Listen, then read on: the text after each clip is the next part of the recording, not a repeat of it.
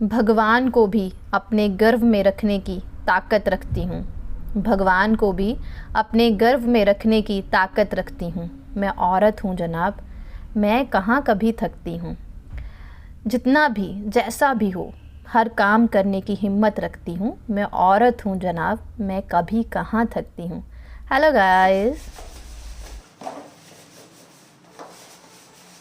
औरत की जिंदगी में कभी आराम नहीं है, कभी आराम नहीं होता। वेलकम बैक गाइस टू हरित बहल एंड ममा रॉक्स। और छोटा छोटा पोर्शन करके सफाई करती जाती हूँ, लेकिन जो पहले वाला पोर्शन होता है फिर से सफाई करने वाला हो जाता है, क्योंकि सड़क किनारे घर है तो मिट्टी बहुत है, बहुत। मुझे तो सफाइयाँ कर करके जुकाम भी हो गया है। आके आ रही हूँ, बस मैं क्या साबुन लगा लो मैंने बेटा। और उसकी किचन से आज की सफाई की शुरुआत हुई है, उसकी किचन साफ करना। मेरे को इतनी एंजाइटी होती है ना, आई डोंट नो, शायद डिप्रेशन की वजह से मुझे हर जगह से धूल मिट्टी, मुझे सांस का इतनी प्रॉब्लम थी मुझे कि मुझे सांस नहीं आ रही थी। और पंखा चलता है ना, जब पंखा चलता है तो मुझे लगता था पंखा चलने की वजह से मेरा दम घुट रहा है। पता नहीं क्या चीज है यार।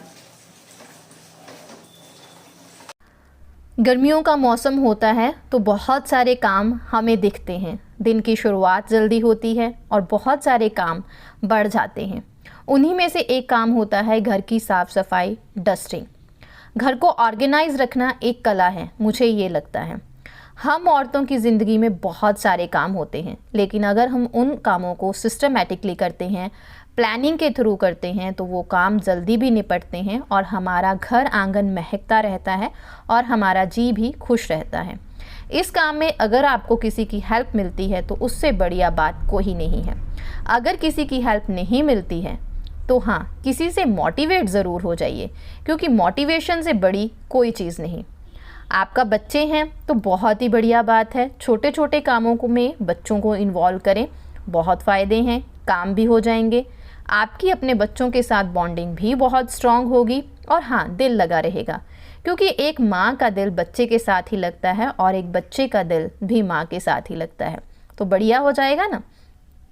आज सफाई की शुरुआत हुई थी हरिथवी की किचन साफ़ की और हरिथवी का ऑफिस जो हमारा लिविंग रूम है। हरिथवी को मनाया और जो भी उसके बर्थडे की डेकोरेशन थी जो लास्ट नवंबर की थी, उसको मैंने आज बाहर निकाल दिया।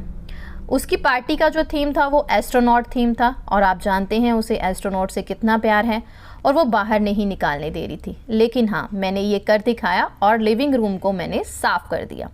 गर्मियों में घर को साफ़ सुथरा रखने का सबसे बड़ा और सबसे अच्छा तरीका जो मुझे ये लगता है कि डेकोरेटिव पीसेस जितने कम हो उतनी ही अच्छी बात है, क्योंकि सड़क के किनारे घर है। डस्टिंग आप दिन में 2 बार भी कर लो तो भी ऐसे लगता है कि सदियों से डस्टिंग नहीं की।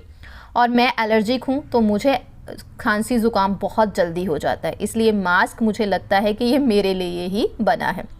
डेकोरेटिव पीसेस मैं बहुत कम रखती हूँ। मैंने इस बार हरिथवी को मना लिया, बहुत सारे से बड़े बड़े डेकोरेटिव पीसेस उठा के मैंने ऊपर वाली छत में जो हमारे कमरे खाली हैं वहाँ रख दिए। लेदर का सोफ़ा होने का सबसे बड़ा फ़ायदा ये है कि इसकी सफाई गीले कपड़े से बहुत जल्दी हो जाती है, धूल बाहर निकल जाती है। इतनी मोटिवेशन मुझे कहाँ से मिलती है? मैंने ये सारी मोटिवेशन ली है अपनी मम्मा से। हमारा घर रोड के किनारे था, लेकिन मजाल है कि किसी चीज़ पे हाथ लगाएं और कभी हमारे हाथ को मिट्टी लग जाए, तब हम मम्मा को बोलते थे कि मम्मा आप सारा दिन लगे रहते हो, आप बैठते नहीं हो। लेकिन अब समझ में आती है कि हमारी माँ ये सारे काम हमारे लिए करती थी और हम ये सारे काम अपने बच्चों के लिए करने। और इसी तरह आज मैंने अपने लिविंग रूम को नया रूप दे दिया।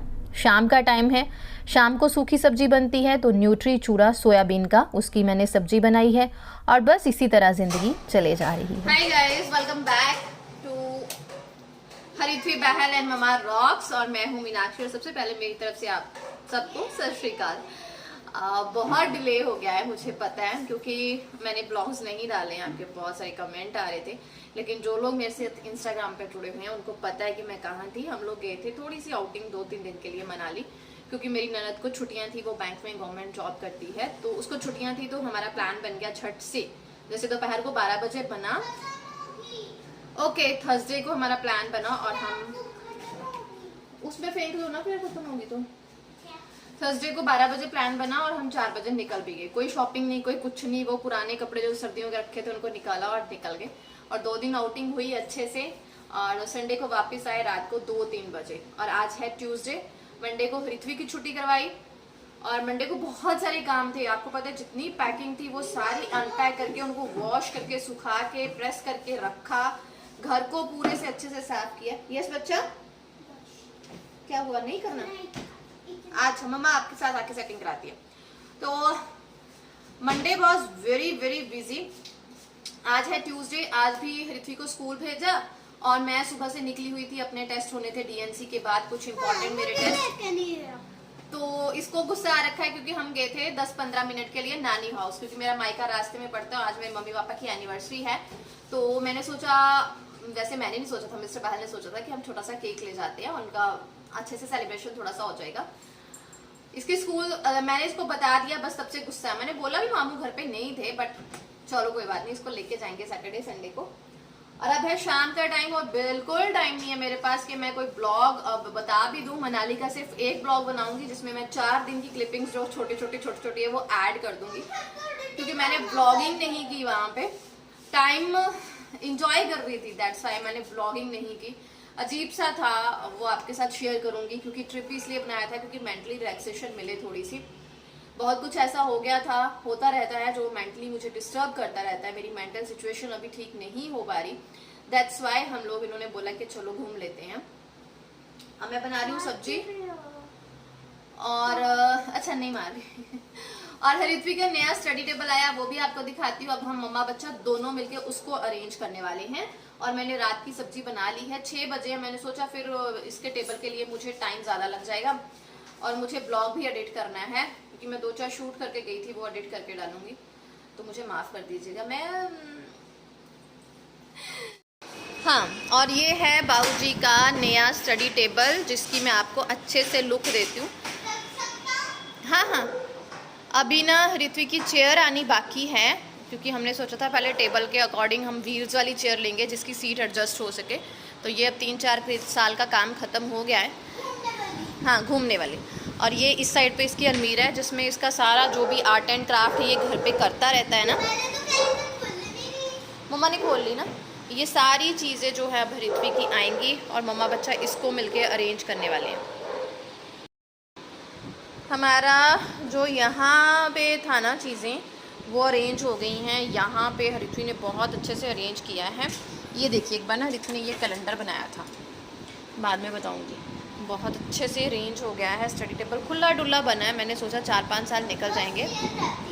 हाँ चलो, अभी और क्या रह गया? आपको रेस्ट करनी है, आप रेस्ट करो, यहीं पे बैठ के मैं बताई जाऊँ, ठीक है? ऋत्वी का स्कूल होता है, वो 3-4 बजे आती है तो पूरा दिन थकी होती है। तो जितना वो काम अपनी मर्ज़ी से करती है मैं वही करवाती हूँ, कभी भी उसको प्रेशराइज़ नहीं करती हूँ। वैसे भी बहुत छोटी है, 6 साल की ही है अभी, लेकिन वो अपनी एज के अनुसार बहुत ज़्यादा काम करती है। नया स्टडी टेबल बन के उसका घर आया है तो वो बहुत खुश है और हर टाइम यहाँ बैठने को उसका मन रहता है। अभी उसकी चेयर आनी बाकी है। शाम का काम जो मेन होता है हमारा, वो मैंने सब्जी वगैरह बना ली है। और आज मेरा जो काम मेन है वो है उसके स्टडी टेबल को ऑर्गेनाइज़ करना, जिसमें बहुत हद तक हेल्प ऋत्वी करेगी, क्योंकि इसमें वही चीज़ें रखी जाएंगी जो उसे चाहिए और उसके अकॉर्डिंग रखे जाएंगी, तो उसको लेने में भी ईजी रहेगा और मेरे लिए इतना ईजी रहेगा कि वो बार बार मुझे आवाज़ें नहीं लगाएगी। इस टेबल के बारे में अगर आप डिटेल में वीडियो चाहते हो तो मैं आपके साथ शेयर करूँगी। ये मैंने जो डिज़ाइन है वो नेट से लिया था, लेकिन मैंने लोकल कारपेंटर से बनाया है और मुझे बहुत सस्ता पड़ गया है, लगभग ऑनलाइन से आधे रेट पे पड़ गया है। ये सारा सरमाइका का काम है। तो आप लोगों का एक लास्ट कमेंट था कि आप इतना डस्टिंग वस्टिंग करते रहते हो, शॉप पे भी जाते हो, घर पे सारा काम खुद करते हो, तो सब कुछ मैनेज कैसे करते हो? सबसे पहली बात बताऊं तो फिज़िकली जो मेरी सेहत है, लास्ट मेरा अबॉर्शन हुआ है, तो मैं फ़िज़िकली इस काबिल नहीं हूं कि इतना काम कर सकूं, लेकिन मैं मेंटली इस काबिल इसलिए इतना काम करने के हूं क्योंकि मेरी मोटिवेशन मुझे मिलती है मेरी माँ से, जो हमेशा कहते हैं कि कभी भी हार नहीं माननी चाहिए, चाहे हालात जैसे मर्जी हों। पूरा दिन मंजा पकड़ के बैठी रहूँगी तब भी मैं ठीक होने वाली नहीं हूँ, तब भी मुझे बहुत सारी प्रॉब्लम्स फेस करनी ही हैं। तो उससे बेहतर है कि आप अपने शरीर के अनुसार थोड़ी थोड़ी रेस्ट लेते हुए थोड़ा थोड़ा काम करते जाएं। इससे आप भी खुश रहेंगे, आपके आसपास के लोग भी खुश रहेंगे। तो आज की वीडियो में मैं आपके साथ यही शेयर करना चाहती थी कि हमारी लाइफ में कोई ना कोई ऐसा इंसान होता है जिससे हम मोटिवेट होते हैं। तो अगर वो हमारी ही माँ है तो उससे बढ़िया बात तो कोई हो ही नहीं सकती। तो मैं आगे अपनी बेटी के लिए मोटिवेटर बनना चाहती हूँ ताकि वो भी अपनी लाइफ को अच्छे से ऑर्गेनाइज रखे, साफ़ सफाई में रहना सीखे, साफ़ सफाई करना सीखे, हर चीज़ को वेल प्लान्ड करके चले। इसीलिए मैं भी वैसे ही करती हूँ। थैंक यू वेरी मच, इतना ज़्यादा आप लोगों ने मेरी बातों को मान रखा, मुझे सराहा, उसके लिए बहुत बहुत शुक्रिया। बस यहाँ पे शाम का समय था और मैं लगी हुई थी हरित्वी का स्टडी टेबल सेट करने के लिए। खाना जो है वो ऑलमोस्ट बन गया है, चपातियाँ उस टाइम बनेंगी जब हम लोग खाएंगे। तो बस इसी तरह मैं छोटा छोटा टाइम निकालती हूँ। शाम को कपड़े इकट्ठे किए, तह लगा ली, सुबह सुबह उनको आयरन कर लिया, साथ साथ ही इन चीज़ों को समेटते जाती हूँ। मेरे साथ भी होता है कि कभी कभी मेरा काम करने का दिल नहीं होता, कपड़े बिखरे होते हैं, आयरन नहीं हो पाती। कोई बात नहीं, 1-2 दिन की ब्रेक ले लो, फिर से अपनी ड्यूटी पे लग जाना है, क्योंकि यही हमारा काम है। और मैं औरत हूँ, मैं कहाँ थकती हूँ। हमेशा ये बात याद रखें, खुश रहें, मुस्कुराते रहें। चैनल को सब्सक्राइब और शेयर ज़रूर करें।